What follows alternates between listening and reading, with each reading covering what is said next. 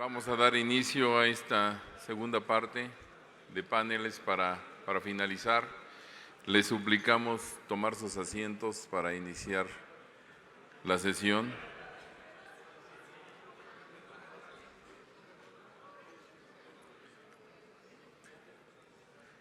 En este módulo, el tema es la presentación de los resultados del IMT, los vehículos con freno libre de fricción, esta tecnología que ha destacado por la eficiencia en el frenado. Y tenemos a Manuel de Jesús, le pedimos a Manuel de Jesús Favela Gallegos pasar a ocupar un lugar. Gracias, Manuel. Él es investigador titular, encargado del área de dinámica vehicular en el Instituto Mexicano de Transporte. Bienvenido.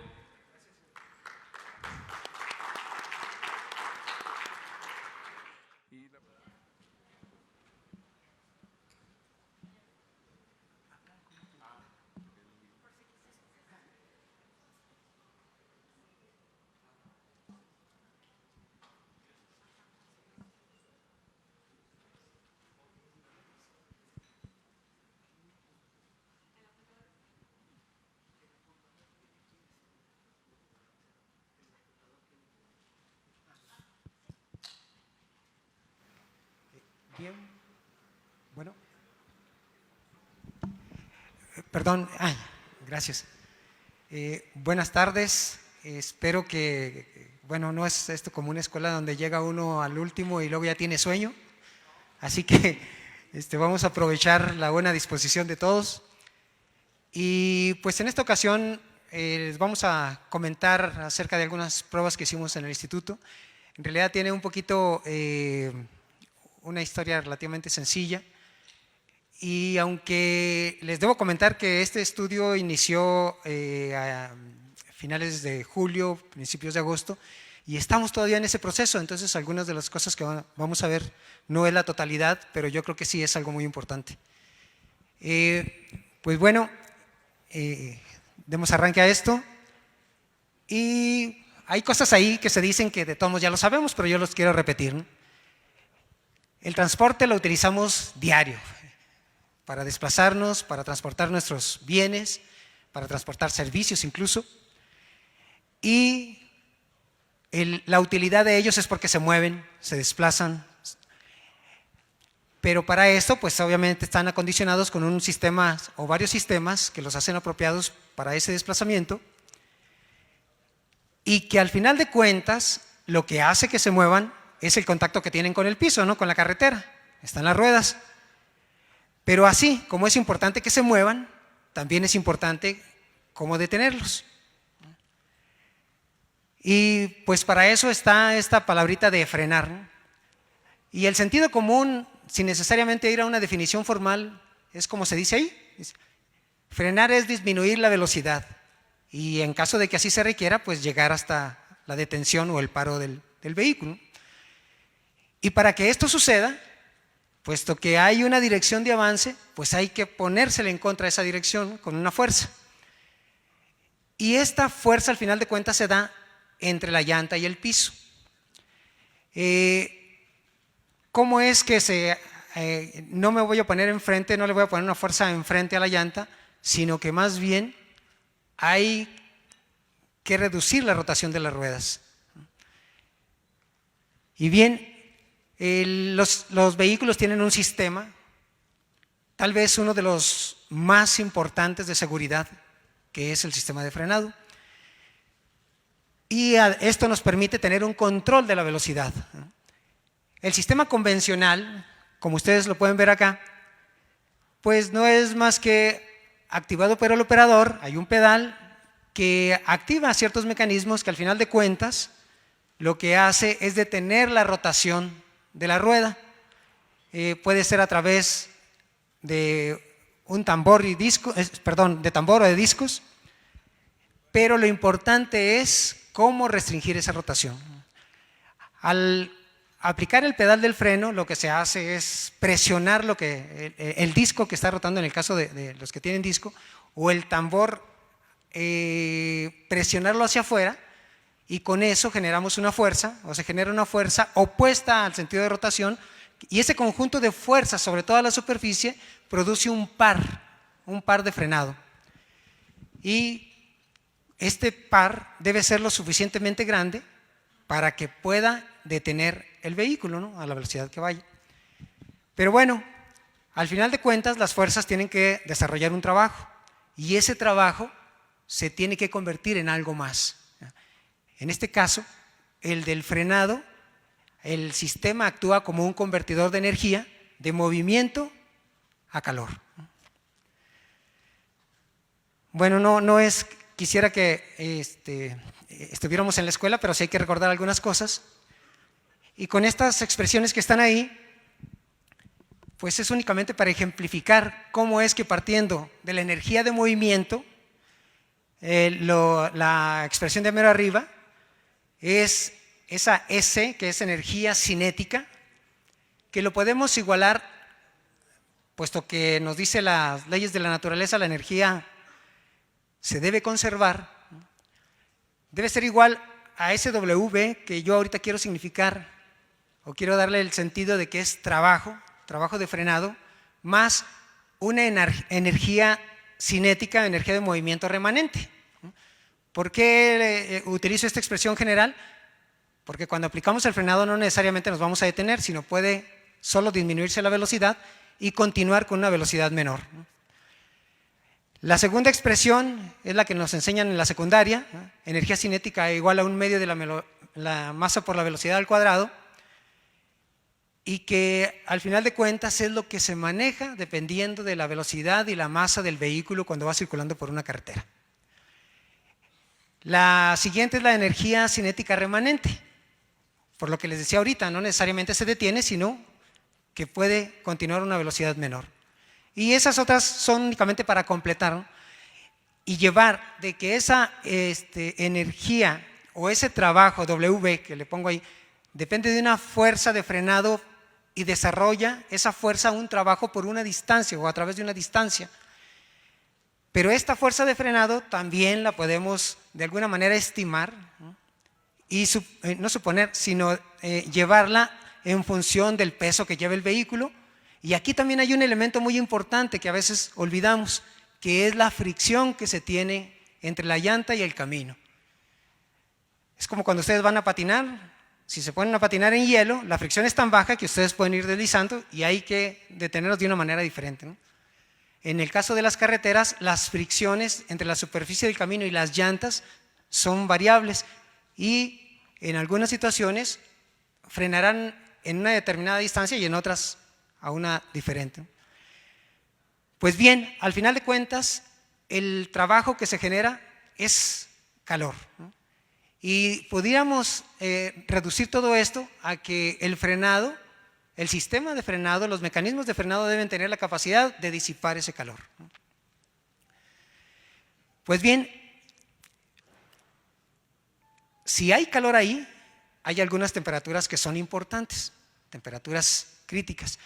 Aunque hay algunas diferencias en las que analizan los esquemas o los mecanismos de frenado, se puede comentar de manera general lo que se ilustra aquí en esta diapositiva. Si están a menos de 90 grados centígrados, es lo que se espera en un manejo normal.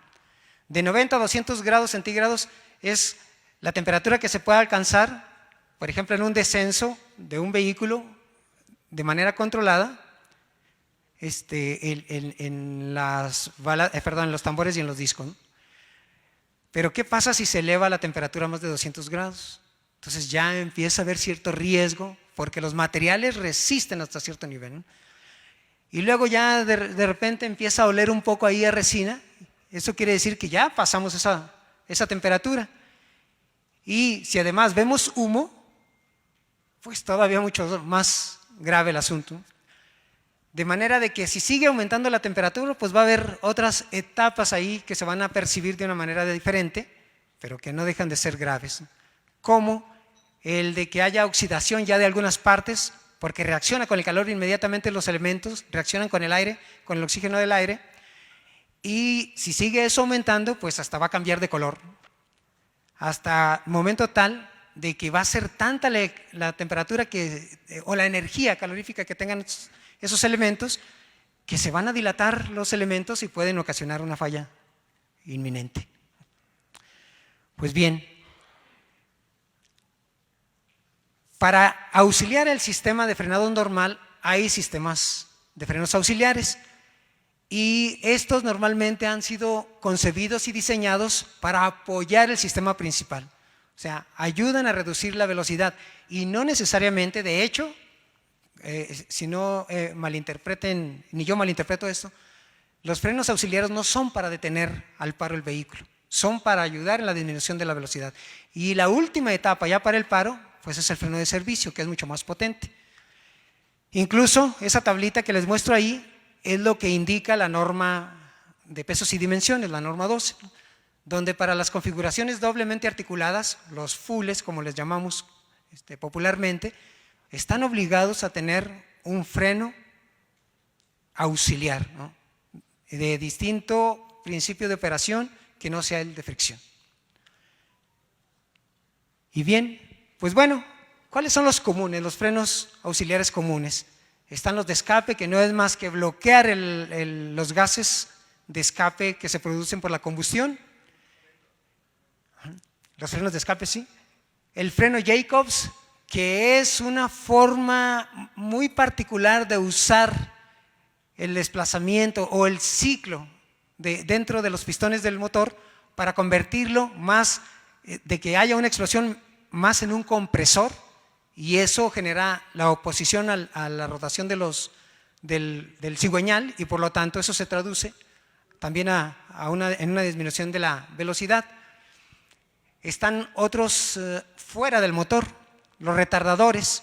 El caso del retardador hidráulico, que ese precisamente por inyectar o ponerle un fluido a algo que está rotando contra algo que esté fijo, y el movimiento que se utiliza la geometría de un rotor y un estator, hace una oposición hidrodinámica y por lo tanto también al sentido de rotación de un eje, y lo lleva a una velocidad menor.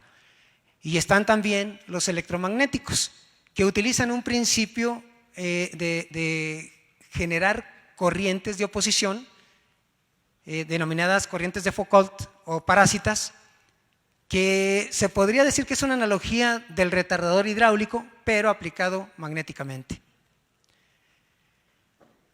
Pues bien, el freno electromagnético, al final de cuentas, hay una parte que tiene que estar fija, que es lo que lo componen un conjunto de bobinas que se fijan a la estructura fija valga la redundancia, que se sujetan a la estructura del vehículo, en este caso del chasis, y la parte principal que se une al rotor, al eje que está en rotación, que puede ser la flecha cardán, de manera de que cuando se activan esas bobinas generan ese campo magnético, y a la vez, al haber algo en rotación, se generan estas corrientes parásitas que se oponen al sentido del movimiento, y con eso se lleva a la disminución de la velocidad.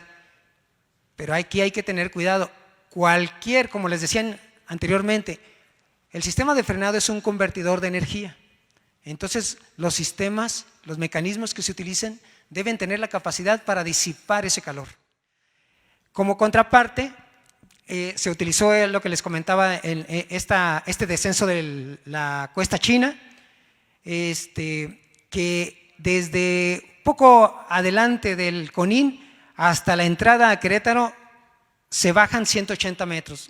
Y esa gráfica muestra más o menos el perfil del descenso. Pues bien, aquí les digo algunos resultados, y preferí utilizar para esta presentación los que obtuvimos en la autopista. En las gráficas superior hay cuatro líneas. Cada una de esas líneas indica: la roja es la del freno electromagnético en todos los casos, la azul es la del freno combinado, o sea, electromagnético y servicio, la verde es el freno de servicio, y la amarilla es algo que nosotros le llamamos conducción libre. Es decir, le dimos la libertad al operador de que decidiera cómo utilizar todo lo que tuviera a la mano para mantener una velocidad no superior a los 80 kilómetros por hora en todo el descenso. En la gráfica superior incluso ven esa línea amarilla que sobresale un poco hacia abajo, que corresponde justo a ese manejo libre, por decirlo así, en el que el operador, al introducir todos los elementos desde freno de motor, porque estaba equipado con freno de motor, el freno electromagnético, el freno de servicio, pues hasta se fue muy abajo en la velocidad, y luego tardó en desactivar todo y otra vez seguir en el trayecto para seguir manteniendo la velocidad de 80 kilómetros por hora. La siguiente tiene que ver con aceleraciones. Ahorita tal vez no valga la pena comentar sobre eso, pero la tercera de arriba hacia abajo se ve cuántas veces el operador tuvo que presionar el pedal de freno. El color les dirá, dependiendo de estos eventos, pero lo que sí pueden extrañar allí es que no hay ningún rojo, salvo al final, ¿no? Ya cuando nos tuvimos que detener para medir algunas otras cosas, ¿no? Pero lo que más se ve son esas líneas verdes, e incluso son las que pudieron alcanzar en algún momento la mayor intensidad, la mayor carga en el pedal del freno. Y eso era precisamente la utilización del freno de servicio. Más baja de esta trayectoria que seguimos, esas son las temperaturas en las que se midieron. La azul intensa es en el tambor del eje tractivo. El menos intenso es en el tambor del eje delantero, y las E son los rotores, que son entre amarillo y un poco naranja, el rotor del freno electromagnético. Me gustaría decirlas de abajo hacia arriba. El electromagnético, definitivamente, en el evento en el que únicamente se aplicó el freno electromagnético, pues definitivamente se tendría que esperar que la temperatura se elevara en el freno electromagnético, alcanzando temperaturas de 320 grados y en algún caso un poquito más altas, 320 grados centígrados. Pero lo que sí se observa es que el freno de servicio, los tambores, tienen temperaturas apenas por arriba de 50, 70 grados.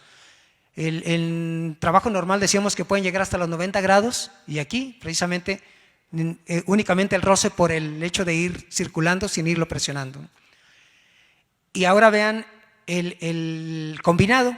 En el combinado, el freno electromagnético E más S sigue siendo la temperatura elevada, y un poco más el de servicio, ¿no? Esos azules que llegan hasta uno de ellos, el del tambor trasero en el eje tractivo, poco más de 150 grados, 160. Y lo preocupante sería en el caso del freno de servicio, que se alcanzaron en el tambor del eje tractivo, se alcanzaron temperaturas de 300 grados centígrados. ¿Esto qué significa? Les debo comentar también aquí que en los tambores se midió la temperatura en la parte externa del tambor, cuando la parte más caliente es justo en la zona de contacto entre la zapata, entre la balata y el tambor. Pero eso es lo que medimos nosotros en la parte externa. Entonces alcanzaron hasta 300 grados centígrados. Estamos en la zona de riesgo. Y la de la derecha, bueno, pueden ver la de la superior, en la que el uso combinado, pues pudiera ser incluso, si tienen los frenos auxiliares y los puede utilizar, pues hay que utilizarlo, ¿no? Quise poner esta gráfica de temperatura que ustedes ven a la derecha únicamente para indicar que lo más grave no es cuando va rotando, al menos hay aire que va circulando y que puede ir enfriando, pero cuando se detiene, la temperatura se incrementa porque el calor ya no tiene algo que lo favorezca para disiparse más rápido, ¿no? Este es en el caso del tambor de la rueda tractiva izquierda, uno de los eventos. Y bien, ¿qué conclusiones hemos llegado nosotros? El primero es que el sistema de frenado es un convertidor de energía, como lo había comentado. El freno de servicio, freno de fricción, convierte la energía de movimiento en energía calorífica. Esto es un hecho. De hecho, cualquier freno de todos modos va a convertir energía. El sistema, por lo tanto, debe tener la capacidad de disipar esa energía. El freno de fricción es un freno potente, muy potente, pero su efectividad es afectada por el alto calentamiento. Eso es lo que normalmente hay que cuidar. La función del freno auxiliar es reducir la velocidad sin detenerlo totalmente.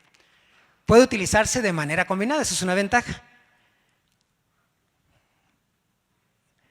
El empleo permite mantener en mejor condición el freno de servicio, que puede ser usado de manera más efectiva para detener el vehículo al final.